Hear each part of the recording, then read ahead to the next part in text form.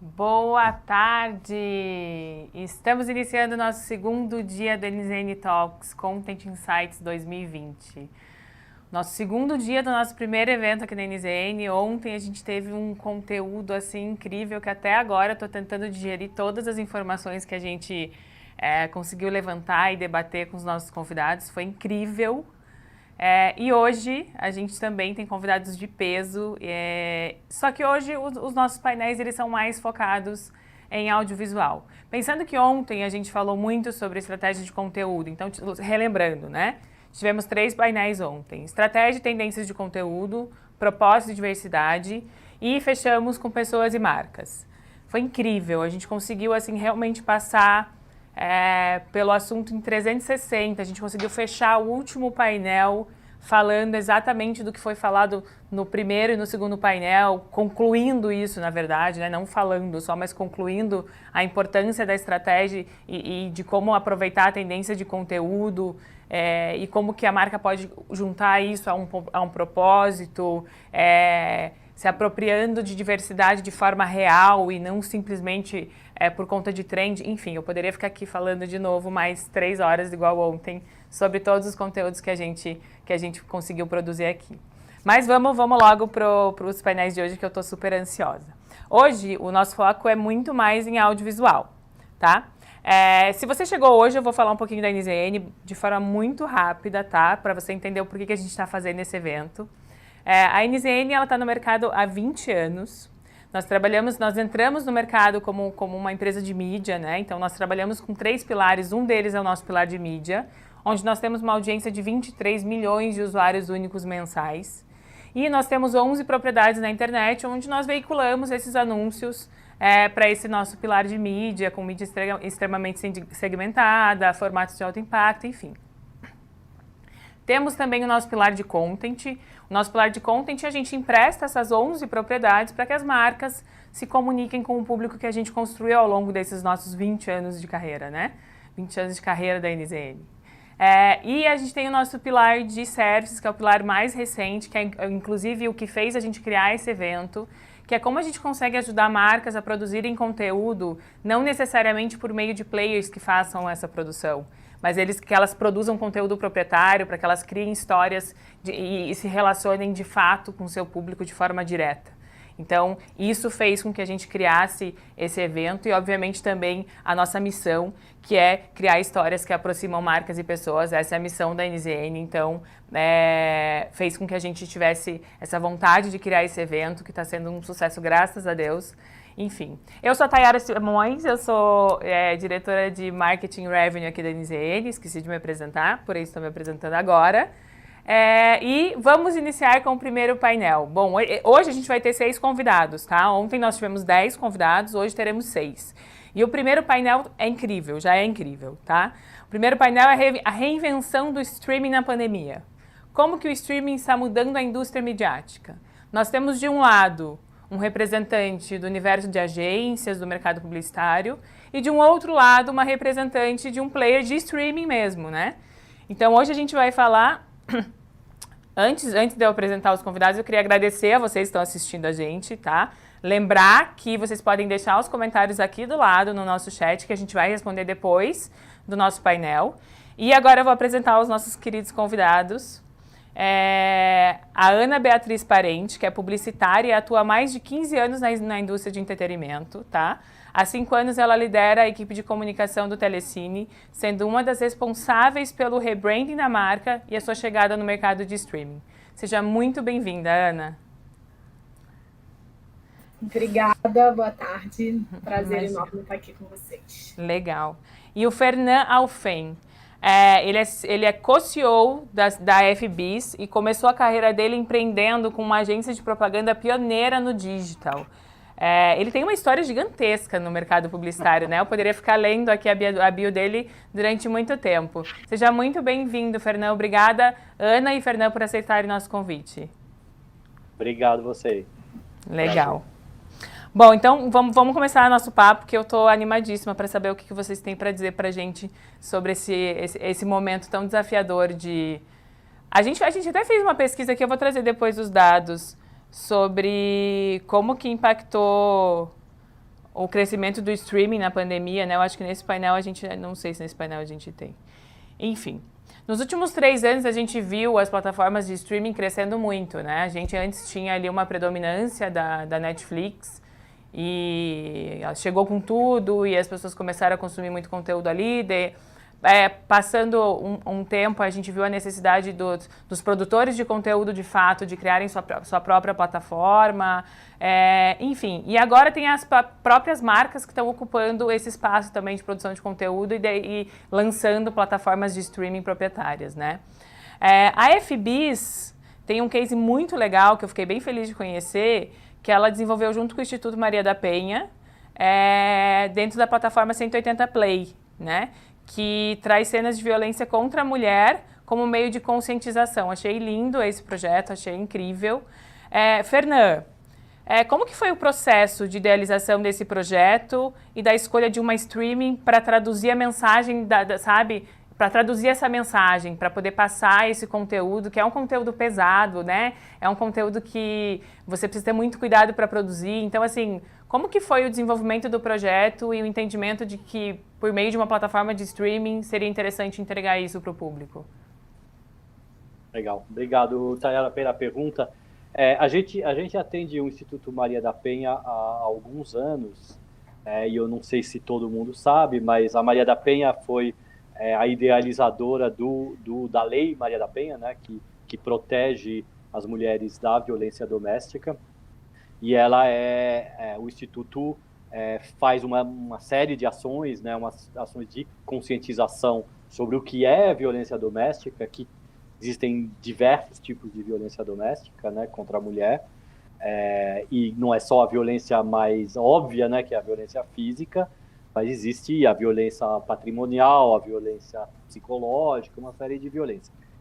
E a gente, quando começou a pandemia, a gente tem um outro case que você não citou, Tayara, mas que fez bastante falar dele, assim, que foi o aumento da violência doméstica durante o período de confinamento, né? Então, isso aconteceu, é um dado, eu não tenho o dado preciso agora de quantos por cento aumentou a violência, mas naturalmente pessoas ficaram confinadas dentro de casa e comportamentos violentos de companheiros violentos, né, se intensificaram em função desse momento, né, de permanência trancado dentro de casa.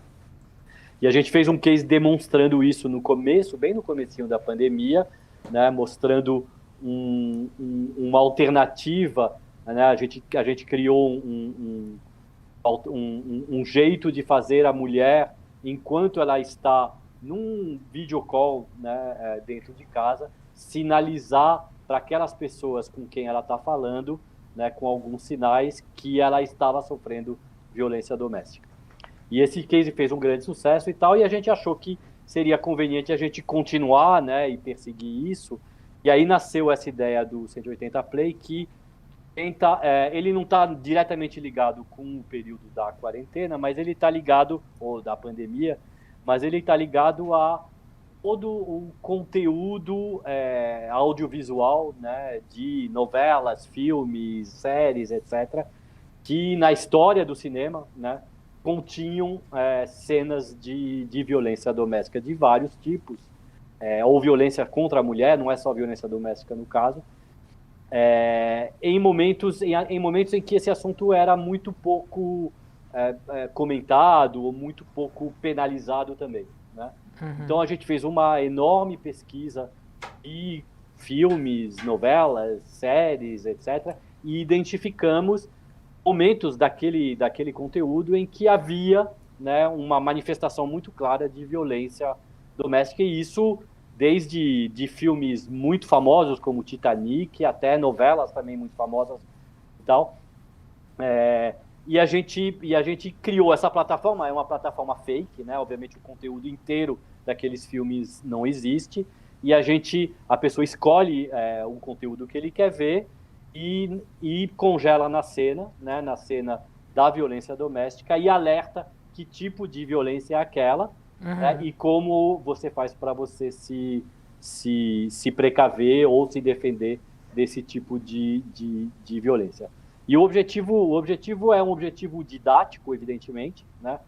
De tentar desnormatizar ou desnormalizar a violência doméstica, porque a gente viu isso tantas vezes já, e a gente continua vendo tantas vezes, né, nos conteúdos culturais, nos conteúdos audiovisuais e tal, que quase parece natural, né, se você não tem né, o seu chip ligado nisso, né? Então, sim, o objetivo é dizer, olha, isso não é normal, isso não é a gente obviamente não tem nenhuma intenção de criar com isso uma censura ao conteúdo criado, né, pelos criadores, porque eventualmente é até bom mostrar, né? Uhum. Só precisa alertar que aquilo não é o normal, aquilo é um conteúdo que se fosse de verdade, né, seria sujeito a penalidades graves, né, penalidades da lei. E o resultado, só para terminar, o resultado foi muito impressionante. A gente teve em acho que mais ou menos um mês desde que ele foi lançado, mais de 2 milhões de impactos orgânicos na plataforma. Os conteúdos mais procurados são os conteúdos de violência sexual, uhum, que é o tipo de violência mais comum que a gente conhece. E existe conteúdos que você já deve ter visto e você talvez não tenha nem percebido que ali tinha um conteúdo de violência contra a mulher. Sim, que legal, que legal. Parabéns pelo projeto, viu? Obrigado. Realmente, obrigado. Eu fiquei bem feliz de conhecer, não tinha sido impactada antes de receber o roteiro e fiquei bem feliz, parabéns. Eu sei legal, obrigado. Desculpa. Eu sei que a FBIS tem uma história muito enraizada de produção de conteúdo, né? A gente que tem contato direto com os clientes da FBIS que vocês atendem, com a própria agência, a gente é muito claro para a gente aqui como publisher que a FBIS é uma agência que preza muito pela produção de conteúdo, inclusive ela é agência de conteúdo de diversos clientes de vocês, né? Outras agências operam a mídia e vocês ficam responsáveis pela parte de conteúdo. Muito legal pelo projeto, parabéns. Ana, e com essa variedade, né? Pensando que o universo publicitário tem criado ações para chamar as pessoas dentro desse formato, né? Tentando simular esse formato, pensando nessa variedade toda que a gente tem hoje. Lá em casa eu acho que eu tenho uns 3 ou 4 serviços de streaming assinados. E daí eu até me perco o que eu estou assistindo em cada um deles. Como que você tem que fazer para se destacar? Qual que é a preocupação da Telecine na plataforma dela para se destacar? O que vocês consideram que é diferencial para fidelizar o público? Para deixar o público assim, olha, não, aquela é a minha preferida, né? Pensando que hoje existe uma variedade muito grande e vocês estão ali brigando para tentar chamar a atenção do usuário. Como que você acha que seria... como que vocês trabalham nesse sentido, tentando se destacar? Bom, primeiro deixa eu dar parabéns aqui para o Fernand e para a equipe da FBIS, né, pelo case deles, que realmente é sensacional, e eu acho que se destaca aí muito pelo diferencial de trazer um propósito, né? Você está trazendo uma prestação de serviço para a sociedade, isso tem um poder de conexão assim gigantesco. Parabéns aí de novo. Bom, falando do nosso desafio, né, específico no mercado de streaming, eu vou começar contando um pouquinho do Telecine, né, que a gente é uma marca de Pay TV, originária na Pay TV, né, que construiu uma história e uma base incrível de assinantes e de fãs da marca. E a gente naturalmente foi evoluindo para o conceito de consumo on demand, né? Então, há 8 anos, já desde 2012, a gente tem todo mundo que era assinante do Telecine já na Pay TV já tinha direito a acessar uma plataforma de streaming do Telecine e ter acesso a todo o conteúdo dos canais Telecine da TV na internet para consumir on demand quando quiser. E aí foi o caminho natural das coisas, a gente lançar a plataforma para uma venda direta também para o consumidor que não quisesse passar pela Pay TV e quisesse ter a opção de comprar direto. Então, hoje, a gente se define como um hub de cinema multiplataforma. A gente está presente, né, na Pay TV, nos canais de TV por assinatura, e a gente está presente também para o consumo on-demand através da nossa plataforma de streaming. Então, assim, se diferenciar, né, exatamente é um mercado que está aí em ebulição. A gente tem um dos poucos mercados, né, que conseguiu surfar uma onda, vem surfando uma onda positiva na pandemia, né, como negócio. A gente tem visto crescer aí absurdamente. Filme, especificamente, é um dos conteúdos mais assistidos, né, ali no momento auge do confinamento, no momento auge da pandemia. Então, isso para a gente traz... o nosso conteúdo ele já tem um lugar de destaque para o consumidor de uma forma muito natural, né? Porque o cinema tem um lugar de destaque na vida das pessoas de uma forma muito natural. Então,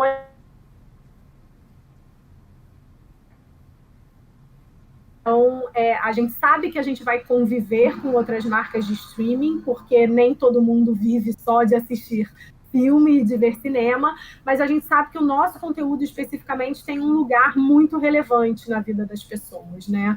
Tem uma conexão muito alta na vida das pessoas. Então, a gente sabe que esse lugar para assistir o nosso conteúdo, e a gente garante uma curadoria muito diferenciada através da nossa equipe de cinéfilos. Então, esse é o nosso caminho de trabalhar o nosso diferencial. Seria trabalhar o acervo mesmo. Vocês tentam trabalhar o acervo como grande diferencial. Entendi. Ainda mais focando em cinema, né? Sim. Exatamente. Assim, né? É uma variedade de títulos de cinema. São mais de 2.000 filmes na plataforma. E a gente conta muito com essa curadoria e com essa indicação da nossa equipe. Bacana. E, Fernanda, você acredita que isso vai se tornar cada vez mais, vai virar uma tendência na comunicação das marcas, ações como essa que vocês fizeram?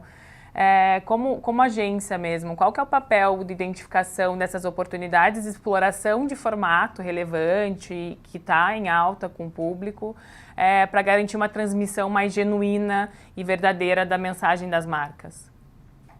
É muito legal, Tayara. Eu acho que eu tenho umas 3 horas para te responder. Porque esse é um assunto muito rico e muito importante. Assim, quando a gente... eu queria só fazer uma pequena introdução. Assim, quando a gente faz comunicação para a marca, né, a gente geralmente tende a pensar, né, de um jeito... em três momentos, né, que uma marca se comunica, né?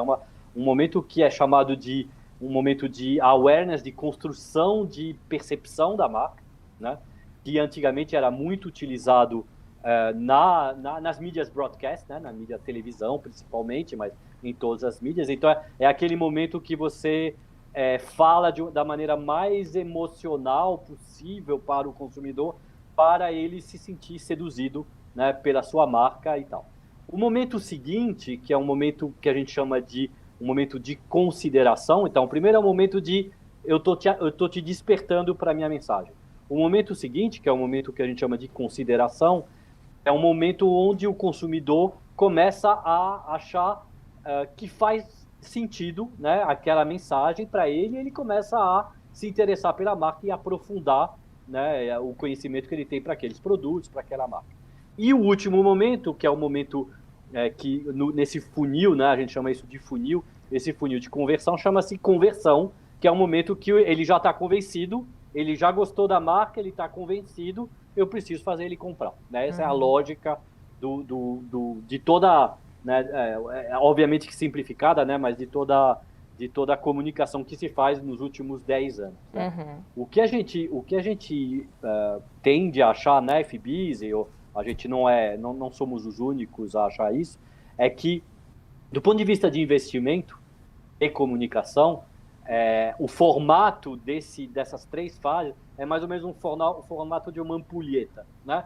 Então, muitos recursos na fase de awareness, muitos recursos na fase de conversão, no fundo do funil, e menos recursos na fase de consideração. Né? A gente acha que o futuro da comunicação é ampliar, né, essa participação dessa fase de consideração, né, que é exatamente o momento em que o consumidor está buscando conteúdos a respeito daquela marca, está interessado nos conteúdos daquela marca e tenta avaliar se aquela marca faz sentido para ele, né? É exatamente nessa fase aqui que as marcas têm se preocupado cada vez mais, né, em criar ou se associar a conteúdos relevantes com os targets que elas querem atingir, né? Essa fase de consideração, né? Nessa fase de consideração, o consumidor, e é muito intuitivo isso, né? Ele está naquele momento em que ele abre o seu horizonte, fala, eu gostei desta marca, deixa ver outras marcas que me entregam essa mesma coisa, né? Então é a fase que ele está abrindo o seu espectro. E imediatamente depois ele compara, né? Aí ele restringe as marcas. E esse momento é um momento que é uma jornada infinita que dura muito tempo, dependendo do bem, né? Então, sei lá, pegando um automóvel, por exemplo, ou um bem durável, ele fica olhando as marcas, comparando, olhando as marcas, comparando, olhando as marcas, comparando. Todo o objetivo das marcas é tentar fazer com que esse momento, que pode durar bastante tempo, né, dure o mínimo de tempo possível. E para isso acontecer, a comunicação tem que ser always on, né, uma comunicação sempre presente, muito contextualizada para aquele público e que seja capaz de entreter o cara, né? Sim. E não simplesmente, né, compre, né? E é aqui, nesse momento aqui, né, que as marcas precisam construir conteúdos para os seus consumidores ou seus consumidores potenciais, né? E isso elas podem fazer com recursos próprios, se ela quisesse virar uma publisher, ou com recursos contratados de especialistas como vocês, como o Telecine, como um monte de produtores de conteúdo. Legal. A gente tem aqui o nosso pilar de serviços, ele tem justamente essa ideia, né? Então, nós temos Itaú como nosso cliente, Mackenzie, o próprio Estadão, onde a gente ajuda eles a construir audiência proprietária por meio de produção de conteúdo recorrente. E a gente tem visto que as marcas estão amadurecendo cada vez mais com esse entendimento de não basta eu só fazer um flight de mídia e depois, quando eu lançar um outro produto, eu voltar a falar com o meu cliente, né? Seja até pensando em marketing de conteúdo mesmo, assim, dependendo do objetivo da marca, né? Eu preciso... E é legal que a gente tem vários clientes com objetivos diferentes aqui. Então, nós temos o Itaú com objetivo de educação, Mackenzie com objetivo de marketing de conteúdo e de conversão, aí o Estadão com o objetivo de explorar mais eventos e marcas que ele tem embaixo do guarda-chuva dele. Então, como é legal você passar essa mensagem do lado de agência, né, e passar essa visão da FBIS, porque a gente vê mesmo que as marcas elas estão considerando muito mais agora conteúdo como parte da estratégia e não só como um gasto a mais que não se sabe exatamente qual retorno vai ter, ou então que a curto prazo a marca espera que aquilo vá trazer alguma coisa. Não é assim, você não faz um publi editorial, ou, né, não é mais aquele negócio, vou pôr um publi editorial porque ele é de lei e tem que sair. Não é assim. É um branded content, é um conteúdo contextualizado, é um conteúdo que faça sentido para aquele público, mesmo quando é utilizado o canal de terceiro. Muito legal, Fernanda, obrigada. Ana, ainda falando dos formatos, tá?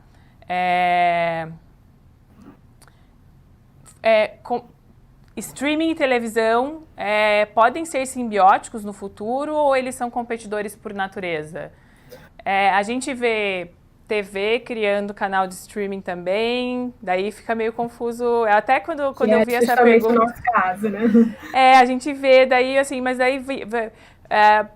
mas, na verdade, eles têm um acervo que é interessante, que é proprietário, tem direitos que as plataformas de streaming muitas vezes não conseguem, que as plataformas que estão só no streaming, enfim. Me responde isso, por favor, que eu fiquei curiosa quando eu vi essa pergunta. Totalmente simbióticos na nossa visão, e eu vou até incluir aí o cinema, no nosso caso, nessa resposta também, porque a simbiose acontece também com o cinema, né?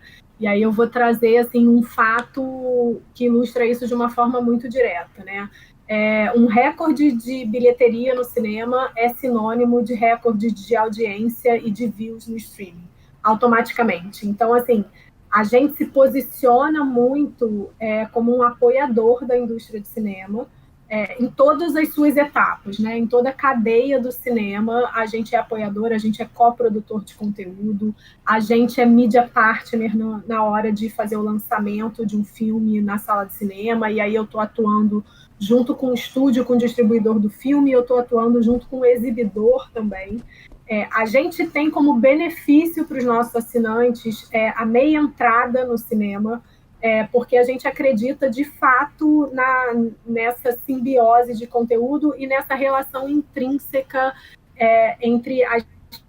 Né? E aí, falando mais especificamente sobre a relação televisão e streaming, ela tem muito a ver com o mood que a pessoa quer assistir, né? Uma mesma pessoa consome conteúdo em ambas as plataformas nos dois momentos. Por isso que, para a gente ser esse hub de cinema multiplataforma, tem muito valor diferencial, porque eu consigo atender o consumidor nos variados momentos da vida dele, né? Você tem um momento que você está no mood cansado, preguiçoso, chegou do trabalho, você quer que escolham para você o que você quer assistir. Então, você se joga no sofá, você zapeia, ou você entra lá na nossa plataforma de streaming e vai escolher a recomendação do dia, você vai receber um push no seu celular e você vai dar play ali e vai clicar naquele filme, ou você está no mood de ser protagonista dessa escolha, você quer assistir no sábado às 8 da noite com seu grupo de amigos, com a sua família, o filme X, que aí é o consumo on demand na veia, né? Aí você tem total opção de escolha, você entra na plataforma e você assiste na hora que você quiser. Então, a gente enxerga muito esse poder dessa simbiose, essa convivência, né, entre os conteúdos, as janelas de conteúdo com o cinema, inclusive. A gente tem um outro exemplo para dar também, que uma das ações que a gente construiu durante a pandemia foi lives de cinema, né? Então, a gente fez exibições gratuitas, abertas de alguns filmes no YouTube, e a gente trouxe, um desses filmes foi o Bacurau.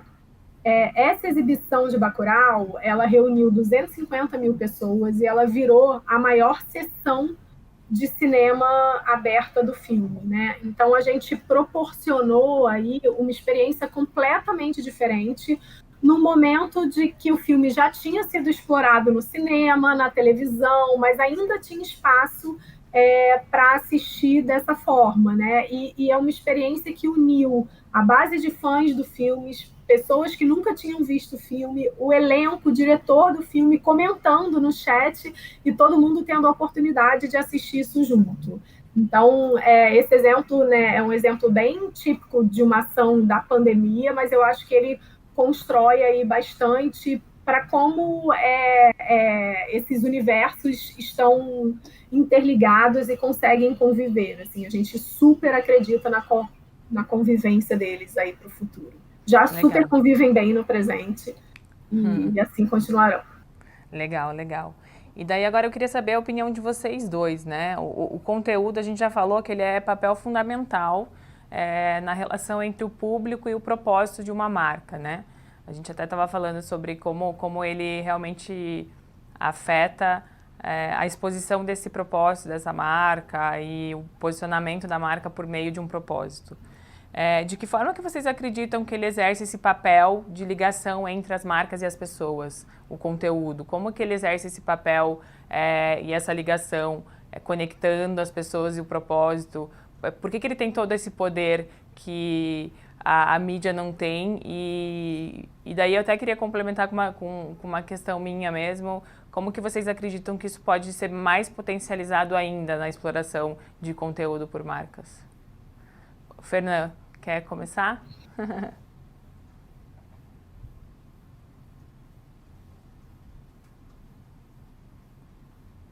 Eu não estou ouvindo. Fernanda está no mudo. Agora, Fernanda, desculpa, você estava no mudo. Pronto, desculpa. Aí. Voltei. Não, eu estava agradecendo a pergunta, porque essa é uma pergunta muito importante. Assim. A gente, na FBIS, a gente tem uma teoria de construção de marca que a gente chama de construção de marcas rituais, né? A gente acredita que é possível e esperado que as marcas ocupam tanto espaço na nossa vida que às vezes a gente nem se dá conta, né? Mas estima-se, segundo dados que são difíceis de mensurar, né? Mas que a gente é, em média, sujeito a 10 mil impactos publicitários por dia, cada ser humano, né?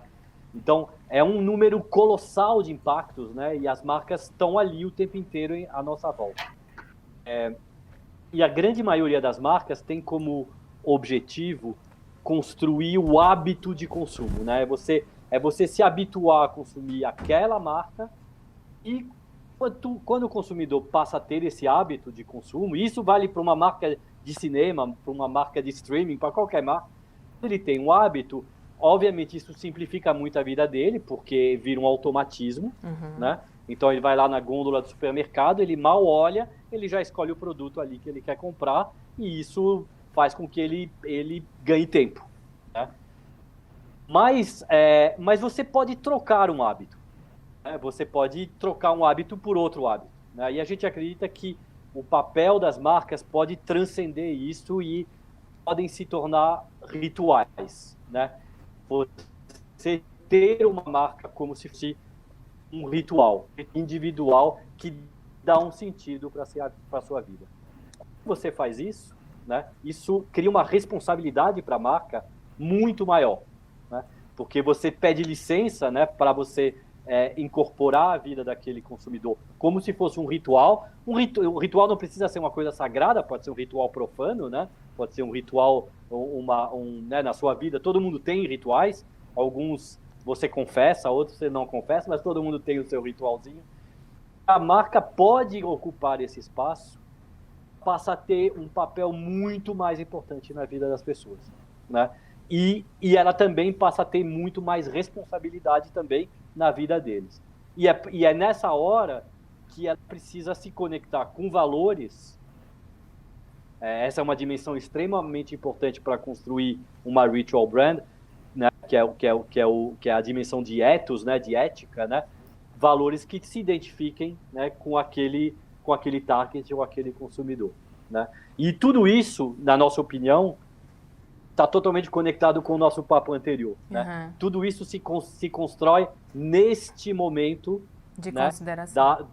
De consideração, que é a comunicação rotineira, diária, como um ritual. Um ritual você faz todo dia, faz toda hora. Se você não faz, parece que você não acordou, parece que a vida não vai, parece que vai dar errado, parece que alguma coisa vai acontecer com você, né? A gente acredita que as marcas têm o poder, algumas já fazem isso, sem ter o nome ainda, né? Mas já fazem, porque essa é uma teoria nova, mas outras marcas conseguem ter esse poder, né? Eu acho que, usando um exemplo próximo aqui da Ana e tal, eu acho que algumas marcas da Globo, por exemplo, para algumas pessoas, já estão muito próximas de se tornarem ritual brands, né?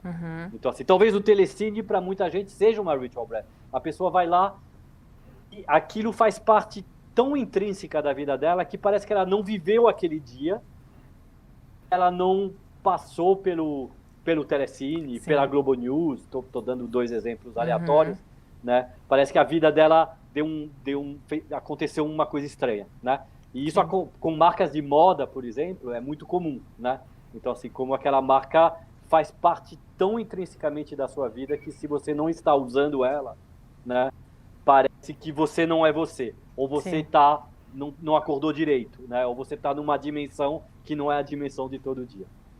Entendi. É como, né, se a notícia só valesse se você estiver assistindo no Globo News, o filme só vale se você está vendo no Telecine, tudo isso faz parte do ritual, né? E junta isso, tem a forma que você senta no sofá para assistir, a composição que você faz no ritual para o ambiente, para aquilo acontecer, que pode acontecer com outras marcas, né? Um almoço de domingo com a Coca-Cola. Exatamente. É isso mesmo. Por esse caminho. Legal. E aí, complementando um pouco também, né, super conectado com a resposta anterior que o Fernando estava falando, a etapa de consideração é a etapa da conexão emocional, né? E aí, de uma forma muito, muito prática, o conteúdo ele tem um poder de conexão emocional muito maior do que a mídia. Então, a gente, né, a força do conteúdo, eu super, super concordo com a sua visão de que o futuro está aí nessa etapa da consideração, em a gente engordar esse funil um pouco e perder um pouco essa forma, porque a etapa da conexão emocional, ela hoje é mais importante do que tudo, né, frente a toda essa exposição à mídia que a gente passa diariamente, frequentemente. Então, achar a fórmula certa, né, para construir essa conexão emocional com o target que você está buscando, fica aí o grande segredo e a grande missão do conteúdo das marcas hoje. Bacana. Maravilhoso. Bom, e se de um lado a gente tem uma representante do próprio streaming e do outro de uma agência, né, que pensa em soluções e campanha para as marcas, no final vocês buscam a mesma coisa, né? Conexão com pessoas. Vocês dois buscam exatamente a mesma coisa, que é a conexão com as pessoas. Quais aprendizados que ficam agora, se tratando de visão de mercado mesmo, nesse momento, para cada um de vocês? Do ponto de vista de eu estou ajudando marcas a acharem soluções e encontrarem a melhor comunicação, e eu sou uma marca e preciso pensar na melhor solução para poder me comunicar com um público que é gigantesco. O que fica de aprendizado para vocês nesse momento que foi extremamente desafiador para o mercado da comunicação? A gente sabe o quanto aqui a gente teve muito ficou muito claro para a gente, principalmente no início da pandemia, como as marcas pegaram e falaram para tudo, porque se eu passar a mensagem errada agora, vai dar muito ruim. Então, para tudo, porque eu preciso entender como que eu preciso me comunicar. Algumas, né, daí agora que a gente vê que as coisas estão começando a voltar, as marcas estão conseguindo entender melhor o momento, a melhor forma de comunicar. Enfim, eu queria saber de vocês dos dois lados, como que a gente consegue tirar aprendizado disso tudo. Começa. Bom, é difícil, né? Porque ainda tá rolando, né? O jogo não acabou ainda, infelizmente, por um lado. Mas eu acho que tem uma principal lição aí, né, na minha opinião, que são as grandes mudanças no consumo e nas interações, né? A gente tem o consumo e as interações híbridos, fluidos entre o mundo virtual e o mundo físico, e eu acho que isso veio para ficar. Essa fluidez aí entre os universos, eu acho que isso é uma coisa que a gente provavelmente não perde. Como marca de conteúdo, né, eu tenho que dar licença também para o conteúdo falar pela marca, porque eu acho que a gente tem o principal asset, é aquilo que as marcas estão buscando, que as marcas estão investindo para construir, eu já tenho pronto na mão, né, vindo dos melhores produtores de conteúdo, que é Hollywood, que é o cinema. Então, eu acho que esse é um aprendizado muito grande para a gente, que a gente não tentar falar pelo nosso conteúdo e deixar, né, é uma frase muito batida do nosso universo, que conteúdo é rei, mas de fato e a gente precisa, no nosso caso, que a gente também tem um desafio de marca grande e a gente também faz um trabalho, né, como marca, anunciante, a gente tem que deixar que o conteúdo fale pela gente, porque a gente tem o melhor do conteúdo na mão. E a gente não precisa entrar nessa briga, né? No mais, eu acho que ainda tem muita coisa pela frente, né? Ainda tem um fechamento aí um fim dessa pandemia que ainda não aconteceu e que pode trazer outras mudanças para a gente. A gente já viu momentos de oscilação, incrivelmente, a gente está no meio de outubro, a gente já consegue olhar para trás e analisar o período da pandemia, entender as curvas e como isso impacta no negócio de cada um, e eu acho que vem mais movimentação pela frente. O mercado de streaming, né, como a gente começou falando, está em ebulição, com novos entrantes, novos players, e não para. Então tem muita emoção ainda para a gente por vir. Legal, legal. E para o mercado de agências, Fernanda, o que ficou de aprendizado até esse momento? Eu concordo muito com a Ana. Não dá para a gente tirar uma lição e falar essa foi a lição que a gente tomou, porque a gente ainda está no meio do negócio, né? Mas o que a gente já teve de aprendizado? Acho que deve ter sido um grande desafio também para as agências, justamente por conta dessa falta de entendimento de como se comunicar num momento tão delicado, né? Acho que o case de vocês da Maria da Penha foi incrível, analisando o que estava acontecendo no momento que você trouxe. Olha, a gente viu que estava aumentando a quantidade de violência, era uma necessidade de conscientização, de falar sobre isso, de ensinar, de educar, de dizer que não era normal. Como que fica para o lado da agência, da representante da marca ali, da criadora da solução para a marca poder se comunicar até agora sobre esse momento que a gente está passando? Ele tá no mudo. Desculpa, tô no mudo de novo. Não, agora foi muito rápido, agora foi rápido. Agora foi rápido. Eu tenho dois comentários, assim. Primeiro, só para comentar, pegar um gancho do que a Ana falou um pouquinho antes, assim, a gente tem que, na hora que a gente, parece muito bonito essa coisa, as marcas fazem conteúdo, se inserem no conteúdo e tal, só que existe, evidentemente, maneiras de se fazer isso e não é fácil, né? Porque uma marca se introduzir num conteúdo, né, ela tem que se introduzir de uma maneira tão natural, que ela faça parte daquela história ou daquele drama, daquela comédia e tal, sem parecer interromper a narrativa, né? Então, assim, até na mídia broadcast tradicional, né, na mídia propaganda tradicional, você tem uma interrupção, acabou a parte sem marca, você interrompe, plim plim, e você passa a ter licença para veicular seus conteúdos publicitários, interrompendo, né, aquele momento em que as pessoas estavam assistindo. Quando a gente está fazendo o branded content, ou quando a gente está tentando inserir, né, dentro de uma história, ou de uma ficção, ou de um conteúdo, uma marca, eu não tenho mais essa mesma licença da interrupção, né? Então eu não posso criar nova interrupção, né? Então, de repente, os atores ali param para apresentar, né, a marca, etc. Então, isso faz com que o desafio dos criadores de conteúdo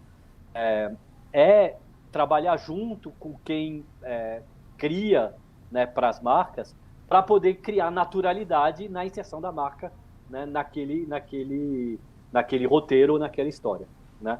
O que até pouco tempo atrás ainda acontecia é que existia uma separação de criatividade, né, entre quem fazia conteúdo publicitário e quem fazia conteúdo de entretenimento, né? E as coisas não se misturavam. Ou quando se misturavam de uma maneira muito inadequada, né? Então, o que está acontecendo de pouco tempo para trás é que essas fronteiras começaram a se dissipar, né? E produtores de conteúdo que até pouco tempo atrás não queriam saber de marcas, e marcas que até pouco tempo atrás não queriam saber do criador de conteúdo, começaram a conversar e, em algum momento, sentar e tentar construir roteiros, né, e histórias que fazem sentido com marcas, porque a nossa vida é povoada de marcas, né? Assim, então, você fazer um conteúdo, um filme que não tenha marca, é um conteúdo falso, porque não é a realidade das pessoas. Sim, não está traduzindo a realidade. Ontem a gente teve uma conversa muito nesse sentido no nosso painel de propósito e diversidade, falando inclusive sobre essa parte de criação, né? De como isso tem que mudar, de como existe uma necessidade de mudança na parte de criação do mercado de comunicação, inclusive da composição do time.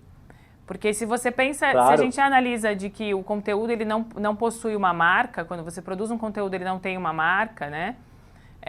Porque isso não é real, como que a gente consegue criar um conteúdo para um público se os criadores desse conteúdo não tiveram a vivência daquilo? Então, sim, foi incrível esse painel de ontem, até convido vocês para assistir depois. E você acha que essa conexão entre tipos de conteúdo, essa conexão entre formas de criação de conteúdo também, é o que a gente espera daqui para frente em relação a comunicação de marcas e pessoas?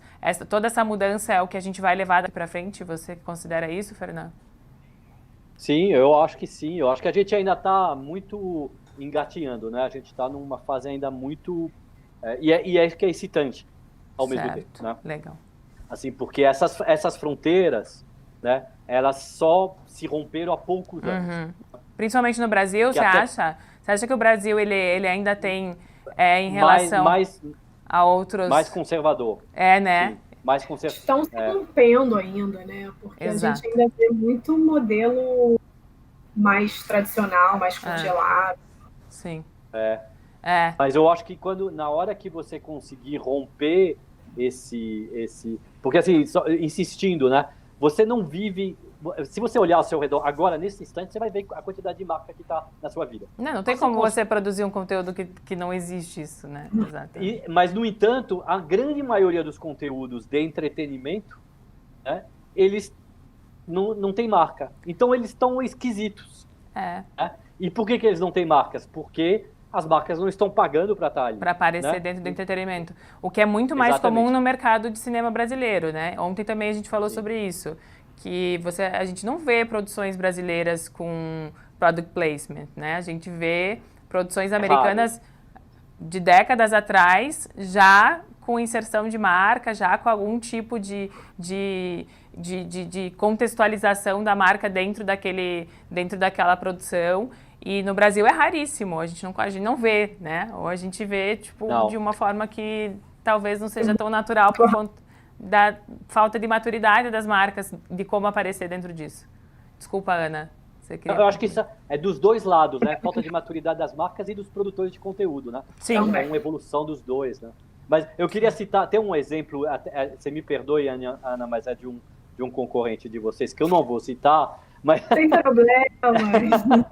Mas tem uma série de um concorrente da Ana, que eu não vou citar, que se chama Casa de Papel, né? Eu acho que vocês talvez tenham ouvido falar nessa série. Sim. Essa série, que é do concorrente, tem uma inserção de uma marca de cerveja, não sei se vocês viram essa série até o fim, mas assim, é uma série que teve muito blockbuster, fez muito sucesso, etc. E a inserção da marca é tão natural, tão genuína, né? Ela participa do roteiro de uma maneira tão... que ninguém se incomoda, né? Até não é um problema. Acrescentam uma camada de realidade, de conexão, né, na narrativa, por ter uma marca e porque aquela marca foi bem construída. Mas eu não respondi a segunda parte da sua pergunta sobre a pandemia. Não sei se eu preciso responder ou se a gente vai adiante. Sobre o que a gente aprendeu nesse momento de pandemia. Não, pode responder, que daí eu fecho com uma pergunta que a gente teve aqui no chat com a Ana. A gente tem mais 3 minutinhos de painel, então, por favor, você pode finalizar trazendo para a gente os aprendizados, e daí eu fecho com a abertura de perguntas para essa pergunta que chegou para a Ana, que inclusive vou dar um spoiler, que já é sobre a sessão do Bacurau, que a pessoa mandou. Tá bom? Não, eu não tenho muito a acrescentar ao que a Ana falou, assim, eu acho que a gente ainda não sabe, a gente ainda está no meio, mas o que eu acho que a gente talvez tenha aprendido de mais importante é que a gente precisa estar muito conectado com o que as pessoas estão sentindo e estão falando, né, e ser muito rápido para comunicar com elas, né? Então, como todo mundo foi tomado de surpresa, de verdade, literalmente tomado de surpresa, e está experimentando um momento sui generis que a gente nunca viveu, né? Antigamente você fazia uma campanha de Natal 8 meses antes, 6 meses antes, né? De repente você é atropelado por um acontecimento deste tamanho, dessa importância. Se você não for capaz de muito rapidamente ouvir sentimento das pessoas e tal, e muito rapidamente reagir, você perde o bonde. Então, acho que talvez o grande aprendizado é que daqui para frente terá que ser sempre assim. Sim. Terá que ser sempre assim. Maravilha, maravilha. Ana, vou ler a pergunta que chegou aqui para você, viu, para a gente finalizar.